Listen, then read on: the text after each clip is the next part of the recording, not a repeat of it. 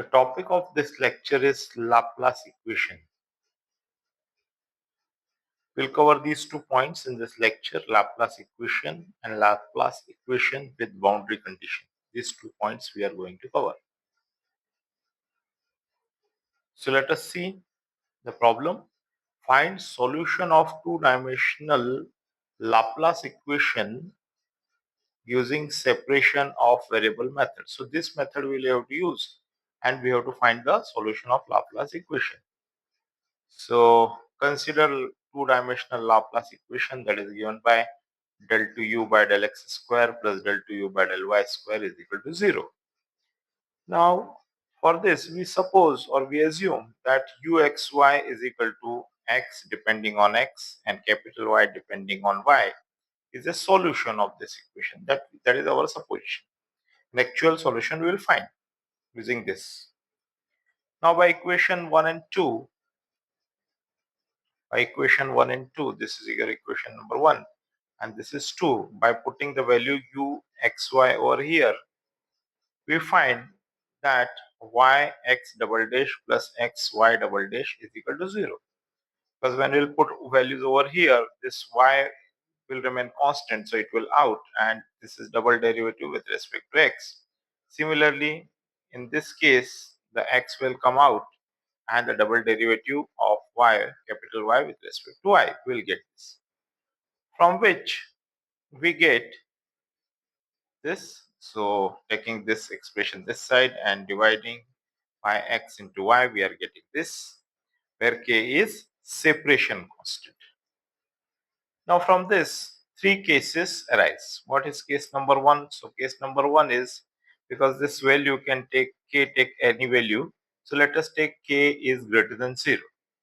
Now if k is greater than 0, so suppose k is equal to p square, where p is any real number. So we get from this, if we take this, then from the first this one and taking k is equal to p square, we get the first equation as del 2x by del x square minus p square capital X is equal to 0.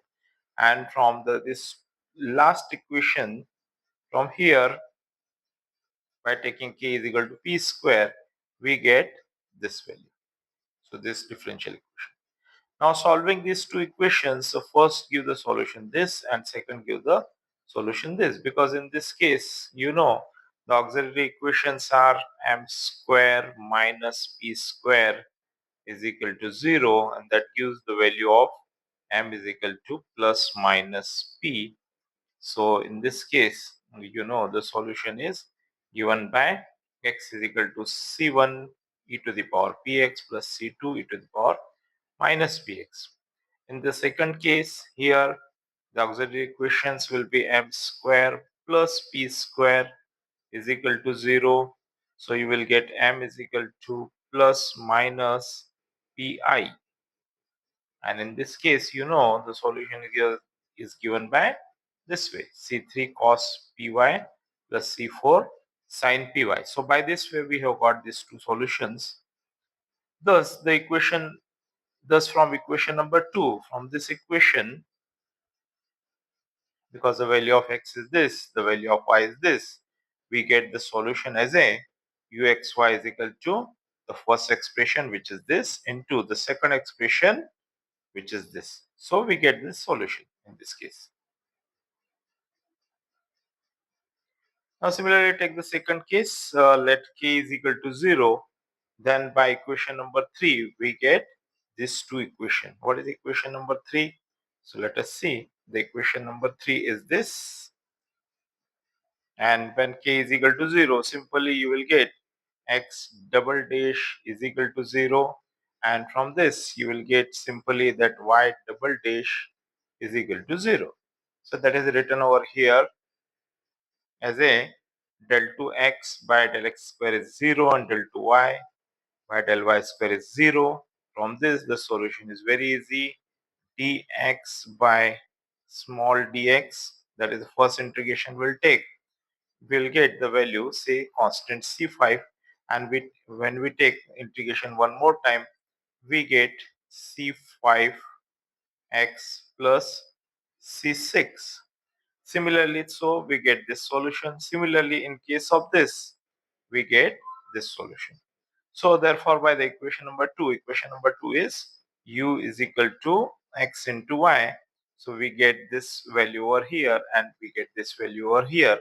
So this is the solution in this case. So in both two cases, we have found the solution.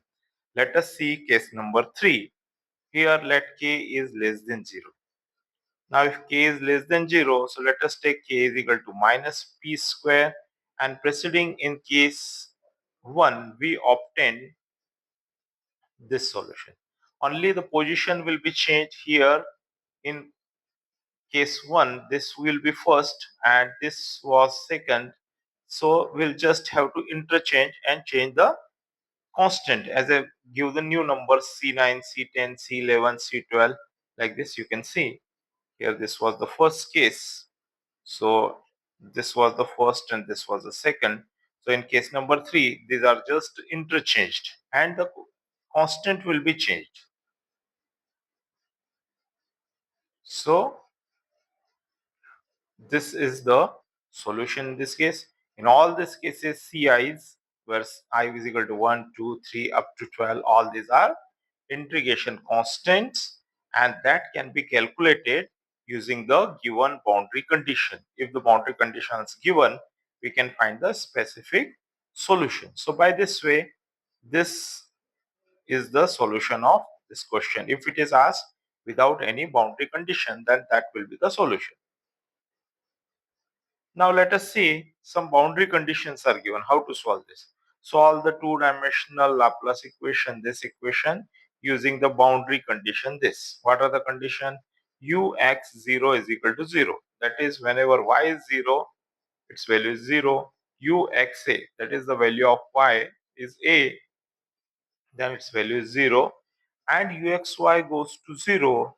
The solution uxy goes to 0 as x tends to infinity. These are called the boundary conditions, where what is x? X is greater than 0 and y lies between this interval using separation of variable method. So we'll solve this for the case number 1. So take case number 1 of solution which we have found in the last example, as this was the solution we have found in the last example. So we'll take the case 1 and we'll study what is the impact of these boundary conditions. Now you just see this is given that uxy 0 as x tends to 0. When we'll apply this over here, we get this will become 0 and this into this will be 0 according to this, because this is going to be 0. Now this expression is not 0, this expression is not 0, and from this expression, because you will left with c1 e to the power px into the second expression, which is equal to 0. When we'll write this is second expression. From this we conclude, because this is not never 0, so this is equal to 0. So we have got that c1 is equal to 0 for all y. Now when c1 is equal to 0, from this expression we're left with only this expression, because c1 is 0.